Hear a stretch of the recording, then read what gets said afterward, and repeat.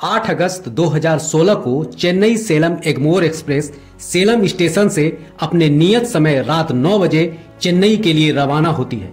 19 coach वाली इस train में 2 पार्सल बोगी भी लगी है। रिजर्व बैंक द्वारा बुक किए गए दोनों पार्सल बोगी में लकड़ी के 226 बॉक्स रखे गए हैं। इस बॉक्स में SBI, ओवरसीज और इंडियन बैंक के 342 करोड़ के नोट मौजूद हैं। इस कैश वाली पार्सल बोगी के ठीक साथ वाली बोगी में RPF और GRPF के 18 सशस्त्र जवान तैनात बैठे हैं। ये ट्रेन लगभग 2 घंटे बाद 11 बजे रात 140 किलोमीटर की सफर तय कर वृद्धाचलम रेलवे स्टेशन पहुंचती है। सेलम से वृद्धाचलम तक इलेक्ट्रिक रूट नहीं होने के कारण यहां तक डीजल इंजन द्वारा ही ट्रेन चलाई जाती है। चूंकि वृद्धाचलम से इलेक्ट्रिक रूट शुरू हो जाती है, इसलिए यहां पर डीजल इंजन को रिप्लेस कर इलेक्ट्रिक इंजन लगाई जाती है। इन सब प्रक्रिया के लिए इस ट्रेन का स्टॉपेज यहां पर 1 घंटे का रखा गया है।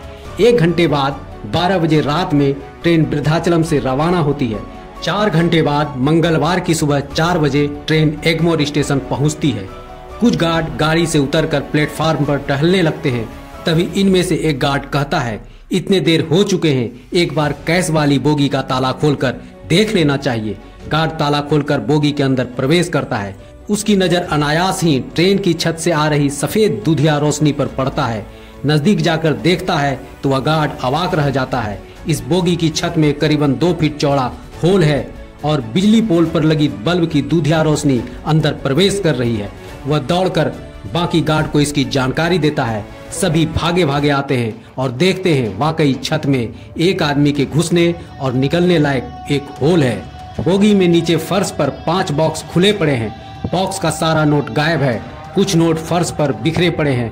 सभी गार्ड का दिमाग सन्न पड़ जाता है। इस 5 बॉक्स से तकरीबन 5 करोड़ 78 लाख के कैश गायब थे। नमस्कार, फैक्ट्स डायनेमिक चैनल के इस एपिसोड में आपका स्वागत है। अभी तक आपने चैनल को सब्सक्राइब नहीं किया तो प्लीज कर लें ताकि नेक्स्ट वीडियो की नोटिफिकेशन आपको मिलती रहे। वीडियो पर वापस आते हैं। दरअसल ये सारे 342 करोड़ के नोट 2005 से पहले के थे। ये मुख्यतः SBI, ओवरसीज और इंडियन बैंक के वो नोट थे जो कटे फटे गंदे वो पुराने थे। इन नोटों को RBI चेन्नई के टकसाल में ले जाया जा रहा था ताकि इन नोटों के बदले तीनों बैंकों को बैंक संचालन के लिए नए नोट मिल सके।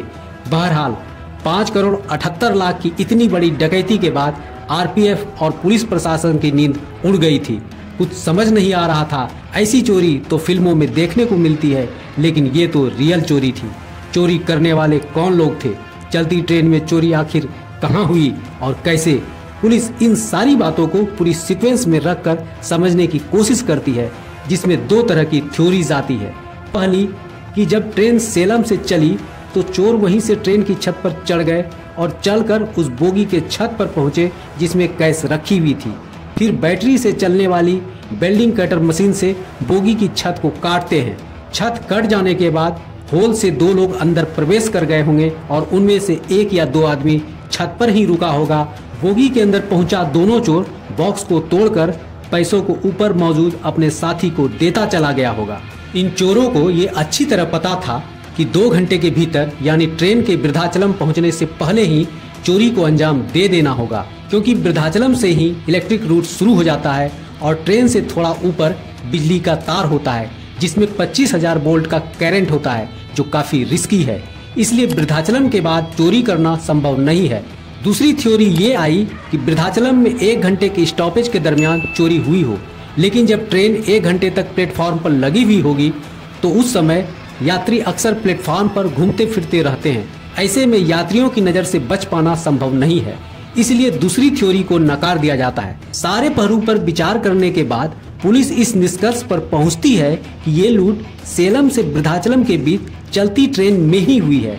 इस घटनाक्रम और पुलिस कार्रवाई में अच्छी खासी देर हो जाती है और काफी देर बाद एग्मोर स्टेशन से ट्रेन को रवाना कर दी जाती है। दोपहर में ट्रेन चेन्नई पहुंचने के बाद बाकी पैसे के बॉक्स को RBI में जमा करा दिया जाता है। इस ट्रेन रॉबरी मामले को तमिलनाडु की क्राइम ब्रांच CID को सौंप दिया जाता है, लेकिन अभी भी इस केस में कोई लीड नहीं मिल पा रही थी। समय बीतता जा रहा था। इसी क्रम में CBCID के जांच टीम को एक आइडिया आता है, क्यों ना IT एक्सपर्ट की मदद ली जाए। IT एक्सपर्ट की मदद से 8 अगस्त की रात सेलम से वृद्धाचलम के बीच ट्रेन रूट पर एक्टिव सारे मोबाइल की कॉल डिटेल निकाली जाती है।